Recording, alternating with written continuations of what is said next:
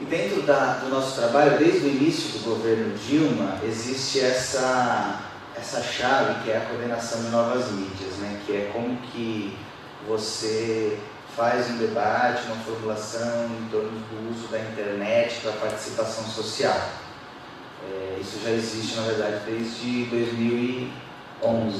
E aí alguns trabalhos que a gente realizou no âmbito dessa coordenação desde 2011. Nós realizamos o diálogo virtual da parceria do Governo Aberto, a conferência virtual do Capão Social, sempre orientando, participando em parceria com os órgãos que estão realizando essas ações, a rede social da CONAI, um projeto de web cidadania na região do Xingu, em que as pessoas participam para você levantar uma agenda local, quais são as demandas daqueles conjuntos de municípios daquela região. Então são ações pontuais, já na experimentação da internet para a participação social e se conectando a políticas públicas de governo existentes. Por exemplo, o caso da Web Cidadania Xingu é uma participação social para municiar o trabalho de um comitê gestor que já existe na região, que é um comitê de participação social. O Brasil é inclusive referência nesses instrumentos consolidados, né, e é estudado aí no mundo todo do ponto de vista desses instrumentos. E também, muito antes de junho, já vinha inovando no uso da participação online. O exemplo clássico e consagrado foi a construção colaborativa do Marco Civil da Internet, que foi proposta pelo Ministério da Justiça em 2009. Mas aí veio junho. E as coisas mudaram um pouquinho. Não só os governos, mas as grandes organizações acordaram para o poder da internet, né? As grandes organizações de mídia, as próprias gerações, né? Mas não estão nessa pegada da hiperconectividade da rede, começaram a perceber que não era assim, uma brincadeira, que realmente esse tipo de tecnologia tem um poder maior do que se imaginava. E aí isso agitou diversos governos e isso teve efeito no governo federal, obviamente. O Participa BR, que é essa proposta de um espaço, de uma plataforma de comunidades de participação para envolver os agentes de governo, para se colocarem para a participação, quer dizer, resolver o problema daquela limitação, às vezes, da tecnologia, de que o órgão tem um debate para fazer, uma consulta para fazer, e às vezes não faz por essa limitação tecnológica. Então a gente está trabalhando um ambiente onde os gestores podem criar comunidades, podem colocar debates na rua, mas não para aí, né? É a ideia de que a gente tenha no Participa uma editoria própria que faça comunicação voltada para a participação. Então todo o material, todo o trabalho que a gente fizer ali, tem esse gráfico aí a gente produz conteúdo, a gente monitora a abrangência desse conteúdo, os feedbacks, e isso volta e entra para a estratégia de produção de novos conteúdos ou de mobilização interna do governo para colocar determinados temas em debate, né? Para evitar aquela coisa, quer dizer, já um passo à frente naquela ideia de que a rua está falando uma coisa, as redes estão falando uma coisa e o governo está falando outra, naquela lógica do broadcast que é comum dessas grandes organizações, né?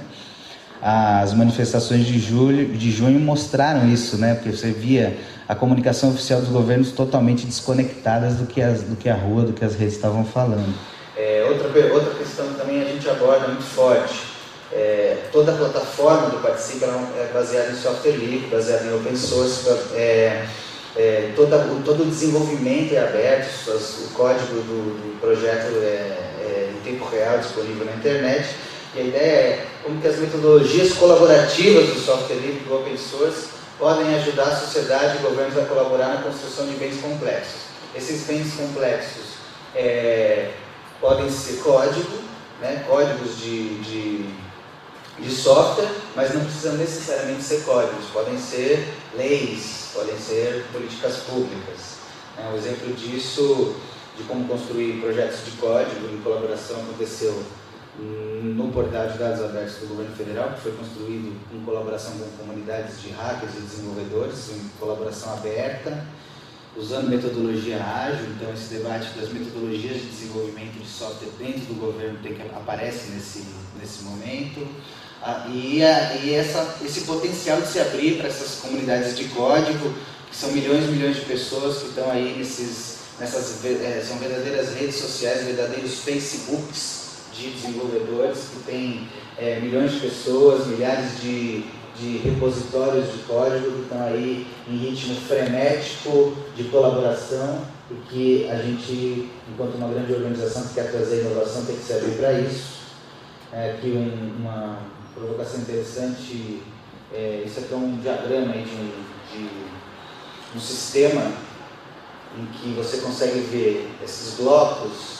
Vocês conseguem ver, esses blocos são pedaços de código, e essas linhas que linkam esses blocos são as referências cruzadas entre esses códigos. Toda vez que um arquivo de código chama um outro arquivo, uma linha dessa se faz. Então, para mostrar que em sistemas computacionais complexos, os pedaços de código se relacionam em referência, assim como as leis. Esse diagrama, por exemplo, é um diagrama de interdependência entre um grande código comercial. Então você tem, se você entra no site do Planalto, está aí o exemplo, e você vai ver a legislação, qualquer legislação, você vai ter que quando você navega a legislação, você vai ver várias referências a outras legislações. Então é uma estrutura muito parecida com a própria estrutura de um sistema de software. E aí a provocação disso é: se as comunidades de software livre open source conseguem desenvolver sistemas com bilhões de linhas de código, com milhões de linhas de código, de forma distribuída, colaborativa, envolvendo milhares de pessoas, por que a gente não vai, enquanto sociedade, conseguir desenvolver as políticas públicas, as leis, o que a gente desenvolve enquanto bens complexos ligados à estrutura governamental, se inspirando em metodologias desse tipo? É uma coisa que a gente tem que começar a galgar esse caminho, e uma das coisas que nos inspira no projeto. Em resumo, é isso: a gente abre a porta dele agora em dezembro, com um conjunto mínimo de tecnologias para consulta para a sociedade, mas nos mantendo firmes nesses princípios de estar abertos à colaboração. A gente depende de uma mudança também de cultura política, a gente depende de uma abordagem diferente, de parceria entre quem está do lado do governo e quem está do lado de fora. Não é uma coisa simples, é uma coisa que a gente tem que ir experimentando aos poucos, e seguindo esse princípio do governo como plataforma, e por fim a ideia das comunicações nas redes para a participação, então, que é orientar a comunicação, as estratégias de comunicação do projeto para fortalecer as possibilidades de participação, fazer com que as redes tenham maior força de incidência nas políticas públicas, tanto nas oportunidades que já estão abertas de participação, que às vezes ninguém fica sabendo, quanto em abrir novas possibilidades de participação a partir do monitoramento do que acontece nas redes, se mantendo bastante aberto do ponto de vista do desenvolvimento, do ponto de vista das metodologias que a gente está escolhendo, do ponto de vista de trazer a inovação para dentro do projeto.